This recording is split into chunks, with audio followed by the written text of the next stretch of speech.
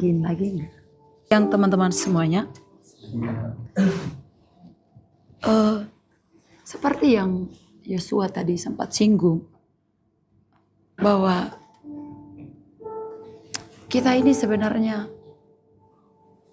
dipanggil jadi orang-orang yang jadi pembawa lawatan. Kita punya destiny yang besar di dalam Tuhan. Amin.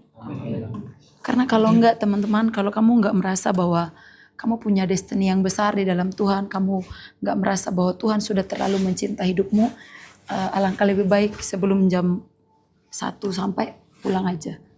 Ya. Ngapain kita borosin waktu? Ngapain adik-adik kamu harus 2 kali ibadah dalam sehari?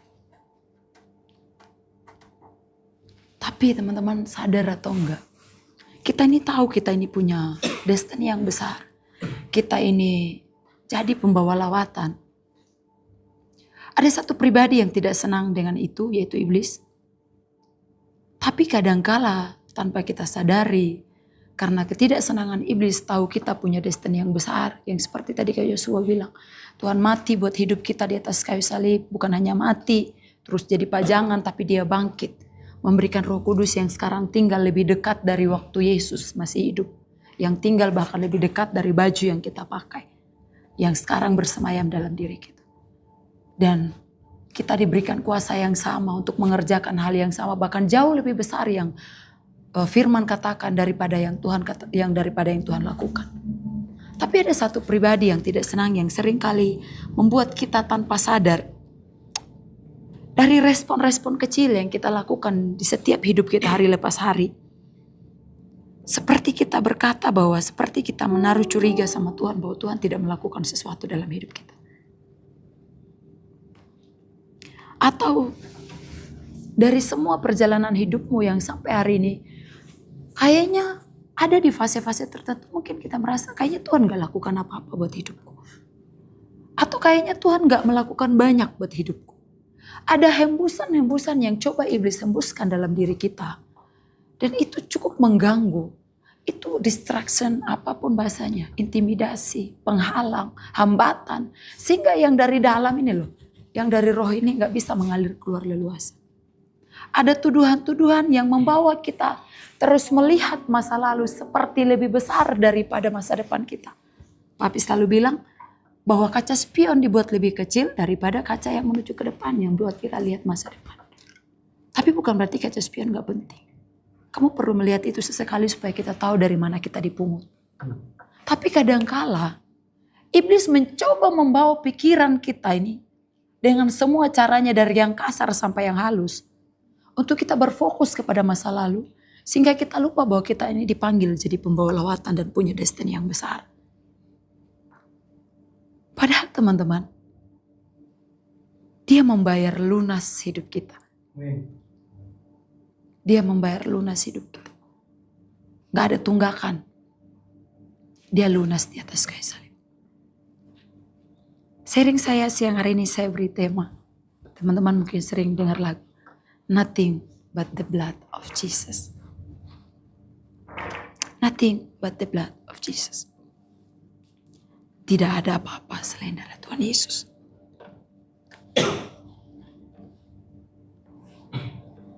Saya ingat sebelum saya masuk ke firman, pernah satu pembicara berkata, waktu orang Israel memberontak kepada Tuhan dan mereka menyadari dosa mereka, Tuhan suruh Musa buat ular tedung dan taruh itu pada sebuah tiang. Supaya kalau mereka sekali lagi mereka terpangut ular, mereka harus lihat ular itu yang tergantung itu, supaya mereka tetap hidup. Hamba Tuhan ini menguraikan ayat ini bilang, ini membawa kepada kita waktu iblis coba ngingatin lagi hidupmu, coba lihat salib itu, bahwa dia sudah membayar lunas di atas kayu salib. Rema itu mengingatkan saya sampai hari ini. Nothing but the blood of Jesus. Mari kita sama-sama buka ayat 1 Korintus 7 ayat 23. 1 Korintus 7 ayat 23.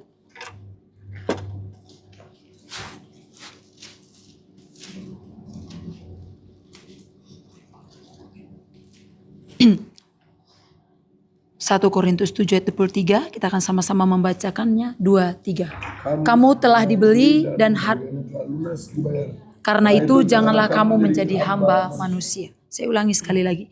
Kamu telah dibeli dan harganya telah lunas dibayar. Karena itu janganlah kamu menjadi hamba manusia.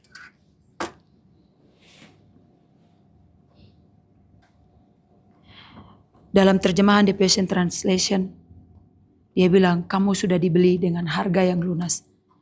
Jangan punya pemikiran bermental budak atau hamba. Kamu sudah dibeli dengan harga yang lunas. Jangan punya pikiran yang bermental budak. Teman-teman sadar atau enggak, waktu kita ini mengerti Tuhan Yesus tuh mati buat hidup kita. Ada yang belum tahu? Supaya kita doakan bersama-sama. Tuhan Yesus itu mati buat hidup kita. Bahkan kita juga sering sekali mendengar bahwa dia membayar lunas semua hidup kita. Membayar lunas semua dosa-dosa kita. Mengampuni semua pelanggaran kita dan lain sebagainya. Tapi kadangkala itu seperti yang saya bilang tadi. Kita berbalik lagi melihat yang di belakang. Yang seperti kehidupan orang Israel. Makanya orang bilang, untuk mengeluarkan bangsa Israel dari Mesir cuma butuh 1 malam. Tapi mengeluarkan Mesir dari orang Israel itu butuh bertahun-tahun. Dalam Keluaran 16 ayat 2-3, di padang gurun itu bersungut-sungutlah segenap jemaah Israel kepada Musa dan Harun dan berkata kepada mereka, kalau kami mati tadinya di tanah Mesir oleh tangan Tuhan, ketika kami duduk menghadapi kuali berisi daging dan makan roti sampai kenyang, sebab kamu membawa kami keluar ke padang gurun ini untuk membunuh seluruh jemaah ini dengan kelaparan.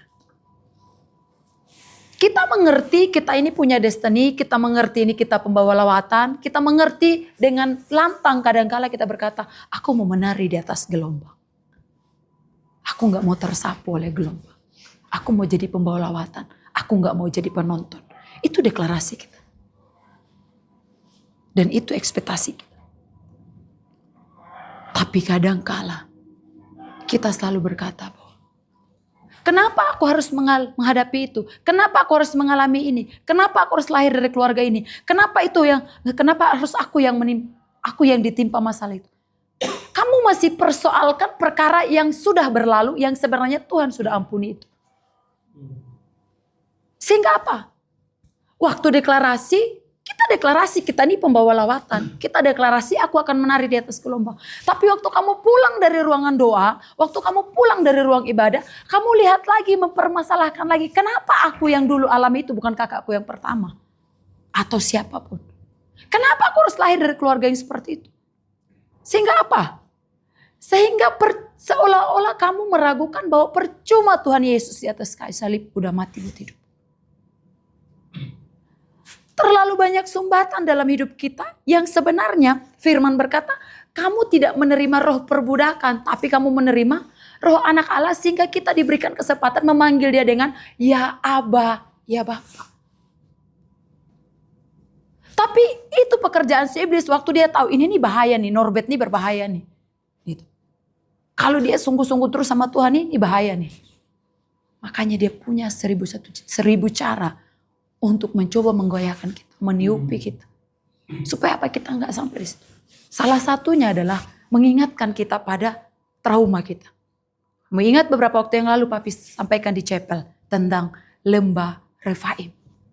Lembah Refaim itu lembah kematian atau lembah yang pernah jadi trauma orang Israel. Musuh iblis akan coba membawa kita ke lembah itu. Mengingatkan bahwa kita pernah dilukai di situ. Bahwa kita pernah dihancurkan di situ. Tapi lembah Refaim juga jadi lembah yang disebut dengan kesembuhan. Justru waktu kamu menang di area itu sebenarnya kamu sembuh. Dan luka atau kesakitan yang pernah kita alami itu menyembuhkan kehidupan orang lain. Tapi sering kali pada kenyataannya kita lebih menjadikan dia itu lembah Refaim itu lembah trauma. Sehingga waktu iblis mencoba mengingatkan lagi kita selalu takut dan kita nggak berani melangkah maju. Sehingga yang terjadi kita bertanya kepada kasih anugerah Tuhan. Benar gak sih Tuhan mati buat hidupku? Benar gak sih aku dipanggil Tuhan? Benar gak sih Tuhan punya sesuatu yang besar dalam hidupku? Itu aja. Yang kita terus gumuli, yang kita terus pikirkan. Padahal firman-Nya berkata, kamu sudah dibayar lunas. Jangan punya mindset budak atau hamba. Karena apa? Amsal 23 ayat 7a yang pernah Pastor Hengki sampaikan di KKR Tengah Semester. Sebab seperti orang yang membuat perhitungan dalam dirinya sendiri, demikianlah ia. Mindset, pikiran. Karena apa yang kamu pikirkan, itu yang akan terjadi. Makanya firman Tuhan di kitab Roma berkata, berubahlah oleh pembaruan budimu. Kita harus meletakkan ini loh pikiran kita. Yang coba kadang membayangkan Tuhan akan mengerjakan hidup kita seperti yang kita bayangkan. Kita nih minta Tuhan ubahin hidup kita. Dan waktu dia membawa kita di sebuah peristiwa untuk menyembuhkan kita. Lalu kita marah sama Tuhan. Padahal kita lupa kita yang minta diubahkan. Mindset kita, pikiran kita yang perlu diletakkan. Yang perlu kita perkatakan, yes, dia sudah membayar lunas di atas kayu salib. Nothing but the blood of Jesus. Tidak ada yang lain, hanya darah Yesus. Seperti yang orang Israel, seperti yang Musa gantungkan ular itu. Supaya setiap kali mereka dipangut ular, mereka lihat ular itu. Dan mereka tetap hidup. Pernahkah kamu waktu iblis mencoba hembuskan itu lagi di hidupmu. Dan kamu lihat salib itu. Dia bukan hanya mati tapi. Dia turun ke kerajaan maut. Bahkan musuh yang paling terakhir yang disebut dengan maut Tuhan kalahkan. Berarti sebenarnya sekarang itu cuma bayang-bayang. Yang gak akan berkuasa dalam hidup. Satu kali saya diminta Tuhan untuk menulis beberapa pasal Alkitab. Lalu saya bertanya, Tuhan tolong berikan saya satu contoh.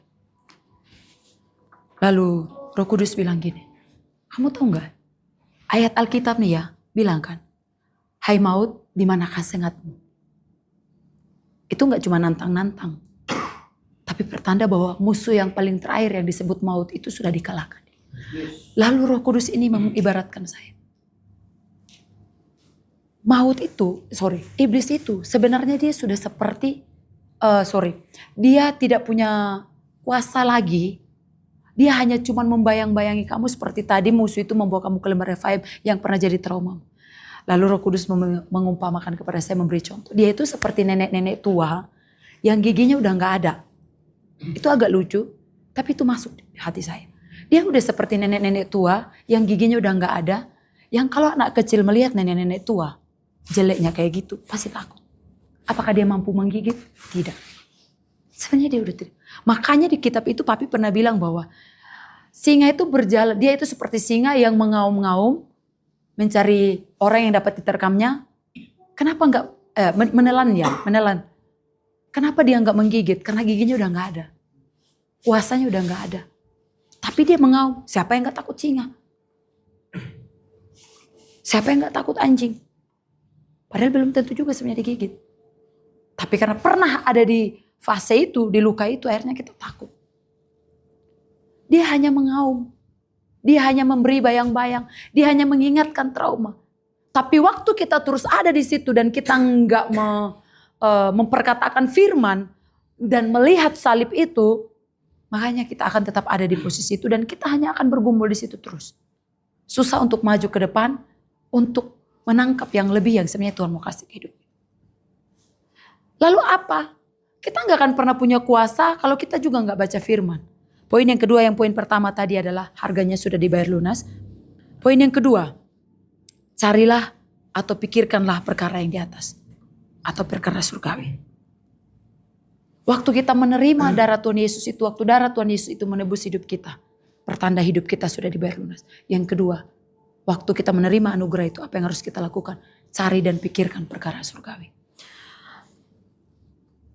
Kadangkala kita ini anak muda yang kita kira kita ini butuh healing. Padahal sebenarnya yang Debbie pernah sampaikan beberapa minggu yang lalu. Kita nggak lagi butuh healing.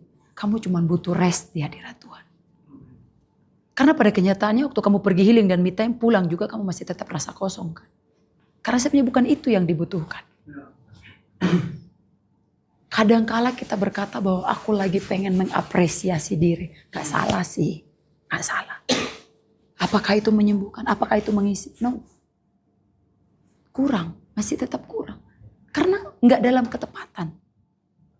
Kolose 3 ayat 1 sampai 2 berkata, karena itu kalau kamu dibangkitkan bersama dengan Kristus, carilah perkara yang di atas, di mana Kristus ada, duduk di sebelah kanan Allah, pikirkanlah perkara yang di atas, bukan yang di bumi. Set your mind and keep focus habitually on the things above, the heavenly things, not on things that are on the earth, which have only temporal value. Pikirkan yang sorga pikirkan. Gak mudah teman-teman. Oh, gak ada yang mudah. Tapi puji Tuhan, sekarang kita punya Roh Kudus. Sebenarnya, yang tinggal seperti yang saya bilang tadi. Yang dia tuh lebih dekat dari baju yang kita pakai. Kalau dulu Tuhan Yesus bersama muridnya duduk sebelahan, sekarang Roh Kudus tinggal dalam hidup kita. Pikirkanlah perkara yang di atas. Papi selalu bilang bahwa kamu supaya bisa perkara yang di atas atau perkara surgawi yang artinya adalah perkara rohani. Bukan tentang makan, bukan tentang mengkhawatirkan urusan perut, urusan yang dipakai. Firman Tuhan yang membahas tentang hal kekhawatiran, emang kalau kamu khawatirkan itu menambah 1 tahun umurmu katanya. Dalam terjemahan yang lain. Apakah itu menambah? Enggak sebenarnya. Karena kalau Oma Evi bilang, emang Tuhan pernah suruh kita khawatirin hal makan dan minum dan pakai? Enggak sebenarnya. Tapi yang disuruh pikirkan itu, pikirkanlah perkara surgawi. Yang artinya adalah kita menggumuli itu. Saya ingat persis yang di sini Papi bilang. Untuk bisa menangkap dan mengerti yang alam surgawi itu sedang kerjakan, kita harus pakai roh. Gak bisa pakai tubuh. Gak bisa pakai jiwa. Nah, untuk bisa memikirkan hal surgawi ini, ya berarti itu urusannya bukan bicara tentang tubuh dan jiwa, tapi bicaranya urusan tentang roh. Lalu bagaimana caranya? Ya, seperti yang saya bilang tadi, memikirkan. Roma 8 ayat 3-5 berkata, sebab apa yang tidak mungkin dilakukan hukum Taurat karena tak berdaya oleh daging, telah dilakukan oleh Allah. Dengan jalan mengutus anaknya sendiri dalam daging, yang serupa dengan daging yang dikuasai dosa karena dosa. Ia telah menjatuhkan hukuman atas dosa di dalam daging, supaya tuntutan hukum Taurat digenapi di dalam kita, yang tidak hidup menurut daging tetapi menurut roh. Sebab mereka yang hidup menurut daging memikirkan hal-hal yang dari daging. Mereka yang hidup menurut roh memikirkan hal-hal yang dari roh. Waktu kita mau membangun roh kita, yang harus kita set di pikiran kita itu hal dari roh yang kita pikirkan. Jadi kalau kita masih persoalkan perkara kenapa aku yang jatuh di area itu, kenapa bukan temanku, kenapa aku yang dulu disiksa papa mama, kenapa bukan adekku, berarti itu bukan perkara rohani yang kita pikirkan. Masih kita berurusan dengan perkara jiwamu atau tubuhmu yang disentuh di masa lalu.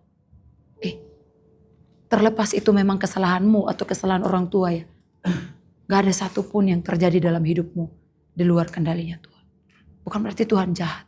Tapi waktu kamu letakkan luka itu di hadapan Tuhan, Tuhan ubahkan dan itu akan menolong banyak orang. Dulu saya bergumur sekali. Saya kira Tuhan tidak mampu mengubahkan hidup saya. Ketakutan terbesar adalah saya tidak bisa berubah. Karena saya berpikir mengukur dengan kacamata saya dan kekuatan saya bahwa Tuhan bisa mengubahkan saya bagaimana caranya. Saya membayangkan dengan pikiran saya yang sangat sempit. Kayaknya Tuhan gak bisa mengubahkan. Meskipun setiap kali hamba Tuhan bilang, kamu nanti ya area pernah jadi kejatuhanmu itu, Tuhan akan pakai itu, kamu akan menolong banyak orang. Saya amin paling kencang. Tapi pulang sampai kamar saya pikir lagi, gimana ya? Mustahil. Karena terlalu merasa kotor dan hampa. Sehingga yang terjadi adalah hanya menghabiskan waktu itu. Saya waktu itu tidak mengerti tentang memikirkan perkara surgawi. Andaikan ada yang memberitahu dan saya mengerti, mungkin lebih cepat dari teman-teman yang hari ini mendengar itu. Pikirkan itu. Jadi kalau kita masih terus menghabiskan, kira-kira Tuhan mampu gak ya ubahkan saya, masih mempersoalkan perkara kamu jatuh di area itu dulu, dan kamu lupa bahwa Tuhan Yesus sudah mati buat dosamu di atas kayu salib dan dia bangkit. Berarti tandanya kita belum memikirkan perkara surgawi, belum memikirkan perkara rohani. Masih memikirkan urusan-urusan duniawi. Bahkan setiap hari kita hanya stres perkara uangnya belum datang. Itu berarti kita belum memikirkan perkara rohani. Kita masih memikirkan perkara uang. Yang kata Om Evi, emang itu ada di firman Tuhan? Enggak ada. Yang Roh Kudus ajarkan kita di firman Tuhan, pikirkan perkara rohani. Perkara rohani berarti urusan roh. Karena hanya roh yang bisa mengerti dan melihat dan menangkap yang sorga sedang lakukan. Pernah satu kali Roh Kudus ajari saya, kamu melo urusi jiwamu. Butuh divalidasi lah, dipuji lah, diakui. Nanti kalau kamu mati, apa yang masuk surga? Ya roh sih. Kalau kekekalan, urusannya sama Tuhan apa? Roh sih. Apakah setelah saya dapat rema itu, terus saya langsung tidak memikirkan urusan jiwa? Kadang masih bergumul diri. Tapi karena rema itu, saya tahu saya tidak akan mati kalau saya tidak healing. Tapi saya akan mati kalau saya tidak baca firman. Saya tidak akan mati kalau manusia tidak memuji saya. Tapi saya akan mati kalau saya tidak mengerti apa yang jadi kehendak Tuhan dalam hidup saya. Memikirkan hal yang rohani. Ya, teman-teman, apa yang paling berpengaruh kuat dalam hidupmu setiap hari? Yang sampai sakit kepalamu memikirkan itu. Apakah kamu memikirkan rema, menggumuli rema ini bagaimana supaya saya bisa lakukan? Atau menggumuli kira-kira uang kali ini di bulan ini datangnya dari siapa? Atau berkat baru datang terus kamu juga depresi memikirkan uang ini kira-kira ngabisinnya seperti apa. Karena sekarang manusia bukan hanya stres kalau uangnya belum datang. Tapi kadangkala stres juga waktu uangnya udah datang bagaimana menghabiskan. Gitu. Yang kedua, selain kita memikirkan, waktu kita berhasil memikirkan, maka kita akan bisa melayani dengan roh. Roma 7 ayat 6, tetapi sekarang kita telah dibebaskan dari hukum Taurat, sebab kita telah mati bagi dia yang mengurung kita. Sehingga kita sekarang melayani dalam keadaan yang baru, menurut roh dan bukan dalam keadaan yang lama menurut hukum Taurat. Tapi mustahil teman-teman kita bisa melayani dengan roh. Karena firman Tuhan berkata, orang yang baik mengeluarkan barang perbendaharaan yang baik, yang dari hatinya. Dan orang yang jahat mengeluarkan barang yang jahat dari perbendaharaan hatinya yang jahat. Jadi kalau kita nggak memikirkan yang rohani, ya mustahil kita melayani dengan roh. Lalu apa? Kalau kita nggak memberi makan roh, Papi selalu ngajarin, kalau kamu nggak memberi makan roh, yang kita akan lakukan buat orang lain hanya menyentuh jiwa atau menyentuh pikiran. Yang kita sampaikan itu berbau pengetahuan, itu akan sampai di pikiran. Yang kita sampaikan kalau itu cuma dari jiwa, itu akan menyentuh orang di jiwa. Tapi kalau itu lahir dari persekutuan kita dengan Tuhan, yaitu roh kita yang bersekutu dan bersatu dengan Tuhan, maka itu akan menyentuh roh. 1 Korintus 6 ayat 17, tetapi siapa yang mengikat dirinya pada Tuhan menjadi satu roh dengan dia. Mengikat dirinya dengan Tuhan bukan hanya perkara kamu sudah dibaptis. Tapi mengikat dirinya dengan Tuhan itu everyday. Kamu ngobrol gak sama Tuhan? Ataukah kamu masih terus menjadikan Tuhan seperti bapak yang kejam, seperti bapakmu yang di rumah?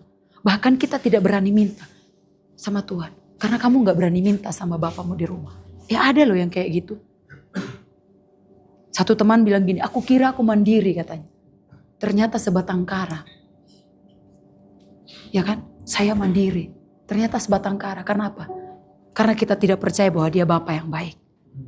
Karena pernah kepercayaan kita dirusak oleh bapak yang di rumah. Tapi sebenarnya waktu kita sudah menerima dia, menjadikan dia Tuhan dan Raja dalam hidup kita, kita satu roh dengan dia. Dan satu roh itu gak bisa dibangun satu kali seumur hidup. Tapi everyday. Makanya kita butuh rema setiap hari. Makanya firmannya rahmatnya selalu baru setiap hari. Kalau rahmatnya cuma sekali setahun, makanya kita cuma cukup 1 tahun sekali baca Alkitab. Sudah kita jadiin rema itu sudah sepanjang tahun. Cukup.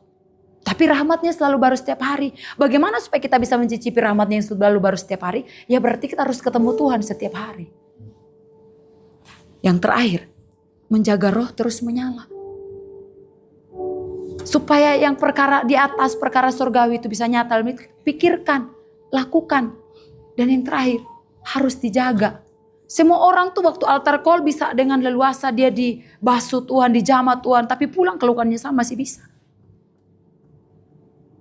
Seperti firman Tuhan yang jatuh ke tanah yang berbatu, bersemak duri, dicuri oleh iblis. Bisa. Makanya perlu dijaga. 1 Tesalonika 5 ayat 19, janganlah padamkan roh. Kalau firman Tuhan memberitahu kita seperti itu, berarti ada kemungkinan terbesar roh kita bisa padam. Kalau kita enggak jaga. Kalau kita enggak kasih korban. Imamat 6 ayat 12-13, api yang di atas mezbah itu harus dijaga supaya terus menyala. Jangan dibiarkan padam.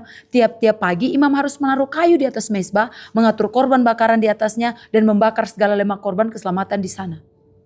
Itu karena dia di perjanjian lama. Jadi tugasnya adalah imam. Kita hidup di perjanjian baru. Kalau ada apa-apa bukan cari orang lain mendoakanmu. Kamu yang berdoa dengan Tuhan. Karena tabir bait suci itu sudah terbelah. Berarti kita punya akses secara langsung sama Tuhan. Nggak perlu pakai perantara orang lain seperti zaman perjanjian lama yang pakai imam dan nabi. Tapi kadangkala kita masih seperti itu. Ada persoalan, kita nggak datang sama Tuhan membawa persoalan itu, kita cari orang lain untuk menolong itu. Jangan-jangan setiap kali kita berdoa dan kita ngerasain hadirat Tuhan, jangan-jangan orang lain, korban orang lain yang disambar Tuhan, api itu, dan kita cuma ikut ke panas. Dan kita berpikir kita sedang menikmati hadirat Tuhan. Kata lainnya adalah jangan-jangan waktu kita menyembah dan kita merasakan hadirat Tuhan, jangan-jangan wifi orang lain yang sedang connect dengan Tuhan. Dan kita cuma nebeng hotspot sama dia. Makanya waktu kita keluar jarak 100 meter dengan orang itu, dan kita nggak bisa terkoneksi dengan Tuhan. Jangan-jangan awalnya tadi kita cuma nebeng hotspot. Sehingga waktu kamu dibawa kemanapun kita nggak bisa ngobrol pribadi dengan Tuhan. Menjadi sesuatu yang mustahil. Papi bilang, orang cari kehendak Tuhan hanya dalam 2 hal. Waktu dia memilih pasangan hidup, terus apa yang satu saya lupa. Tiba-tiba aku blank, aku lupa. Pasangan hidup, aduh. Apa ya, pekerjaan ya kalau nggak salah itu. Saya lupa satu, sorry. Hanya 2 hal, karena apa? Jadi dia bergumul sekali untuk itu, karena apa? Karena dia tidak terbiasa dengan Tuhan setiap hari, mencari kehendak Tuhan setiap hari. Apa yang jadi rema? Dia berjalan dengan Tuhan setiap hari.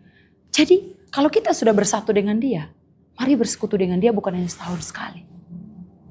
Kamu punya rema tahunan dari awal tahun baru sih, puji Tuhan ya. Bagus. Tapi jangan cukup cuman itu.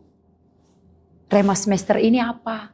Rema bulan ini apa? Rema minggu ini apa? Rema hari ini apa? Seperti Papi pernah lakukan. Silakan tulis di papan apa remamu hari ini. Dan kita nggak bisa sampai ke sana kalau kita nggak jaga api itu. Api itu harus dijaga. Bagaimana caranya menjaga api? Ya kamu harus berdoa dan berbahasa roh. Nggak bisa. Karena apa? Karena Roma 8 itu 6. Demikian juga roh membantu kita dalam kelemahan kita. Sebab kita tidak tahu bagaimana sebenarnya kita harus berdoa. Tetapi roh sendiri berdoa untuk kita kepada Allah dengan keluhan-keluhan yang tidak terucapkan. Ya nggak bisa kita bilang saya sedang menjaga api tapi kita nggak berdoa dan berbahasa roh. Meskipun saya tahu mungkin ada teman-teman yang lain belum mendapat bahasa roh. Tapi mustahil kamu bilang kamu bersekutu dengan Tuhan di dalam roh tapi kamu gak berdoa. Ya nyembah dalam roh, berdoa dalam roh, nyembah dalam roh. Yohanes 4 ayat 23-24. Tetapi saatnya akan datang dan sudah tiba sekarang bahwa penyembah-penyembah benar akan menyembah Bapa dalam roh dan kebenaran. Sebab Bapa mengkehendaki penyembah-penyembah demikian. Supaya api itu terus terjaga, ya kita harus berdoa. Berdoanya dalam roh. Salah satu caranya adalah berbahasa roh.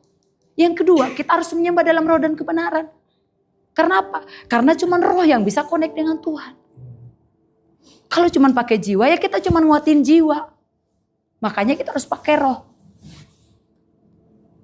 Karena kalau enggak, ya segala sesuatu nampaknya sih kita lakukan sih.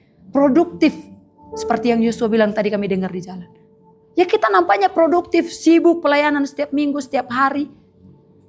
Tapi apakah itu mengubahkan? Memang yang mengubahkan bukan kita ya, Roh Kudus. Tapi apakah itu menyentuh di roh orang atau hanya sekedar jiwa? Karena waktu lahir dari persekutuan kita dengan Tuhan setiap hari, saya terus belajar di area ini. Karena kadangkala ya teman-teman, secara pribadi saya, karena lama sekali untuk mengalami pemulihan itu, saya terlalu berambisi untuk orang segera berjumpa dengan Tuhan supaya nggak melewati lamanya saya berjumpa dengan Tuhan. Saya terlalu berambisi seperti itu. Kalau bisa kamu, kalau saya bertahun-tahun, kalau bisa kamu gak usah bertahun-tahun. Nah kadangkala itu cuma ambisi pribadi. Kadangkala Tuhan punya timing itu, ya lakukan. Tapi kadangkala ngotot dan seolah-olah saya yang bisa mengubahkan orang itu. Gitu. Jadi apa yang kita lakukan lahir dari persekutuan kita dengan Tuhan, yaitu akan menyentuh orang lain. Supaya apa? Udah bagus sih saya mengharapkan orang itu berubah. Bagus. Tapi alangkah lebih baiknya kalau itu lahir dari pemurnian dari Tuhan. Bukan hanya ambisi dan agenda saya pribadi. Itu saya terus bilang, Tuhan, ketemu dengan teman-teman kadang waktu hari Sabtu sama semester 2. Saya selalu bilang, Tuhan tolong hati saya. Karena kadang-kala jujur, kamu tuh harus berubah. Supaya kamu gak lakukan kebodohan yang seperti yang saya lakukan. Rasanya pengen saya omongin itu aja terus. Supaya apa? Kamu gak lama seperti yang aku lakukan. Tapi kadang-kala saya bilang, Tuhan, ada hal lain gak yang kamu mau sampaikan sama mereka? Supaya bukan hanya karena lahir dari, oh seperti itu. Karena aku dulu seperti ini jangan. Ya memang kamu jangan jatuh ke lubang yang sama yang pernah saya jatuh. Tapi saya belajar sama Tuhan. Apa yang Tuhan mau hari ini. Bukan hanya karena berangkat dari yang pengalaman saya masa lalu. Ya. Harganya sudah dibayar lunas.